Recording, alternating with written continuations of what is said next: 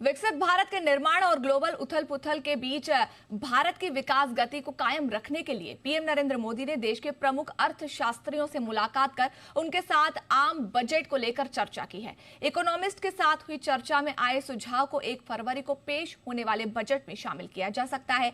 सूत्रों की माने तो पीएम नरेंद्र मोदी की चर्चा के दौरान विकास दर को जारी रखने की चुनौती के साथ रोजगार, फार्मिंग, प्रोडक्शन में सुधार और बुनियादी ढांचे के विकास जैसे मुद्दों पर इकोनॉमिस्ट के साथ चर्चा हुई है। इस खबर पर ज्यादा जानकारी के लिए दिल्ली आपको ले चलते हैं। हमारे सहयोगी अमरीश पांडे हमारे साथ जुड़ चुके हैं। अमरीश, क्या कुछ खास रहा इस मुलाकात के दौरान? कौन कौन से मुद्दों पर चर्चा हुई? देखिए, जब से प्रधानमंत्री मोदी की सरकार बनी है, ये साफ कहा जा रहा है कि इंडस्ट्री के साथ या फिर जितने भी स्टेक होल्डर्स हैं, सबके साथ चर्चा करके ही आगे बढ़ी जाती है। वजह उसके पीछे यही कि प्रधानमंत्री या फिर सरकार तो सिर्फ नीति बना सकती है और उसकी ऐसी पॉलिसी बना सकती है, लेकिन काम पूरा करना है इंडस्ट्री को।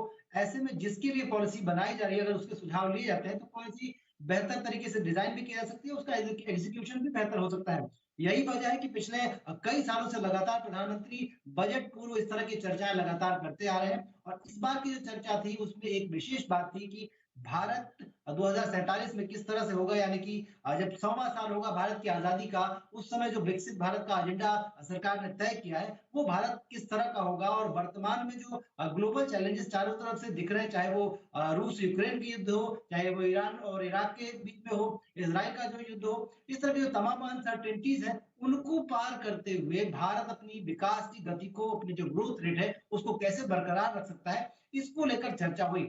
जो स्टेक होल्डर्स थे उसमें देश के तमाम अच्छे बड़े अर्थशास्त्री, इसके अलावा नीति आयोग के तमाम सदस्य मौजूद थे, वित्त मंत्रालय के अधिकारी और स्वयं वित्त मंत्री भी मौजूद थी। और चर्चा इस बात को लेकर हुई कि किस तरह से भारत को एक मैनेजमेंट का हब, एक एजुकेशन का हब, एक मैन्युफैक्चरिंग का हब, एक एक्सपोर्ट हब बनाया जा सकता है। जो सरकार की वर्तमान नीतियां हैं, क्या उसमें किसी तरह के बदलाव करने की जरूरत है? अगर जरूरत है तो किस विशेष क्षेत्र में बदलाव करने की जरूरत है?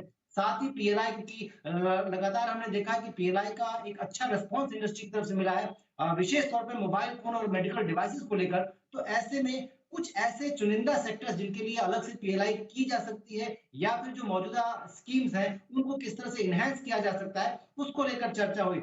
अर्थशास्त्रियों ने साफ तौर पर यह कहा है कि भारत को अगर अपनी 7 से 8% तक की ग्रोथ रेट को बरकरार रखना है और विकसित भारत यानी कि 2047 तक एक विकसित देश के स्तर पे आना है, तो ऐसे में निवेश को ज्यादा से ज्यादा आकर्षित करने की जरूरत है। लिहाजा पॉलिसी को इस तरह से डिजाइन किया जाए या फिर बजट डॉक्यूमेंट इस तरह का हो जिसमें निवेश को बढ़ावा देने वाली बहुत सारी चीजों पर बातचीत हो सकती हो, जिसमें कि पीएलआई स्कीम एक थी। इसके साथ ही इस तरह के जो विशेष जोन है जहां पे कि मैन्युफैक्चरिंग को बढ़ावा दिया जा सकता है, उनको लेकर चर्चा हुई है। इसके साथ ही जो अभी 12 पार्क इस तरह के सरकार ने पिछली बार घोषित किए थे, उस जैसे अलग अलग सेक्टर के कुछ नए पार्क भी बढ़ाए जा सकते हैं ताकि प्रोडक्टिविटी और मैन्युफैक्चरिंग बढ़ाई जा सके।